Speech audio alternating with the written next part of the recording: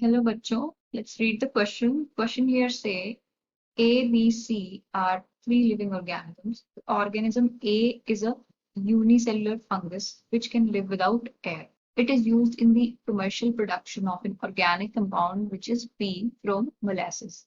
The organism B is an unicellular animal which lives in water and feeds and moves by pseudopodia.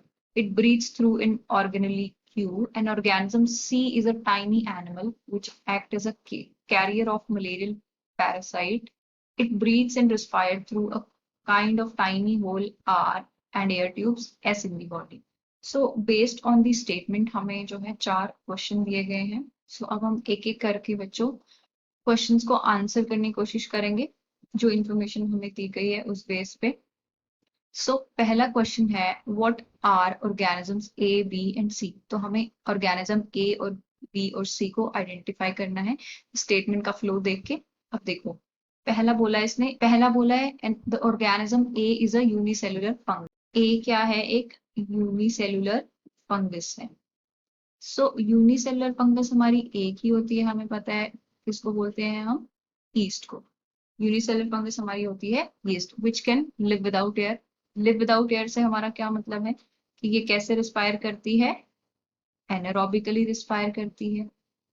Anaerobic respiration show करती है. Now it is used in the commercial production of an organic compound P from molasses. तो अब हमें पता है east का हम कैसे यूज करते हैं. ईस्ट जो है मोलासिस पे फीड करके क्या करती है? फर्मेंटेशन करती है.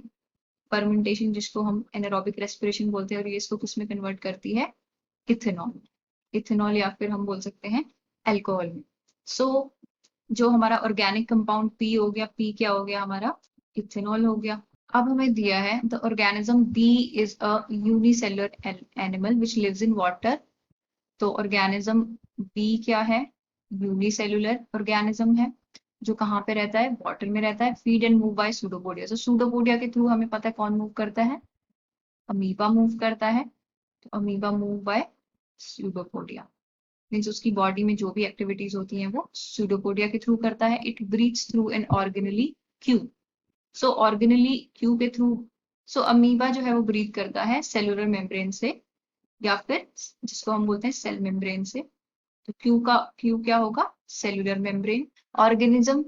अब हमें सी के बारे में इंफॉर्मेशन दी है. सी क्या है? C is a tiny animal which act as a carrier of malarial parasite. Malarial parasite का कैरियर जो है बच्चों वो क्या होता है? एक मस्कीटो होता है. एनाफिलीज मस्कीटो होता है, हमें पता है. ये क्या है? एक mosquito है. It breathes and respire through a kind of tiny holes R and air tubes S. तो tiny holes R क्या होंगे? R होते हैं स्पाइरिकल्स. ये स्पाइरिकल्स के थ्रू ब्रीथ करता है. एंड एयर ट्यूब, और एयर ट्यूब को हम क्या बोलते हैं? ट्रैकिया. एयर ट्यूब को हम क्या बोलते हैं? ट्रैकिया. सो बच्चों हमारे पास फाइनल आंसर्स क्या आए? एक क्वेश्चन था what are organism A B and C.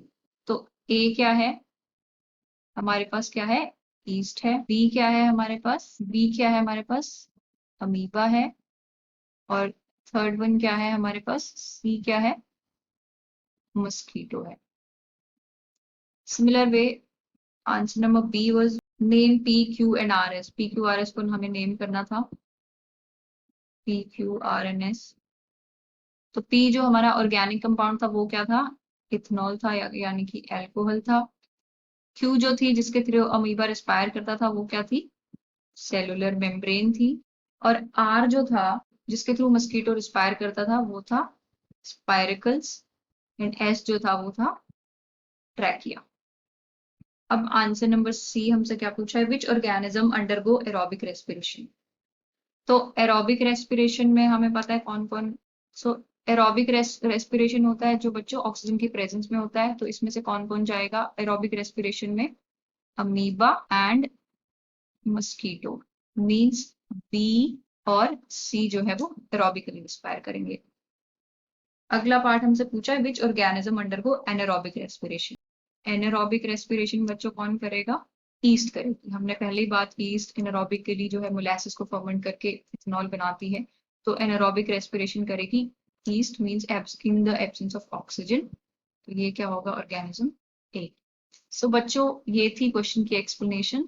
I hope you understood it well. Best of luck. Thank you.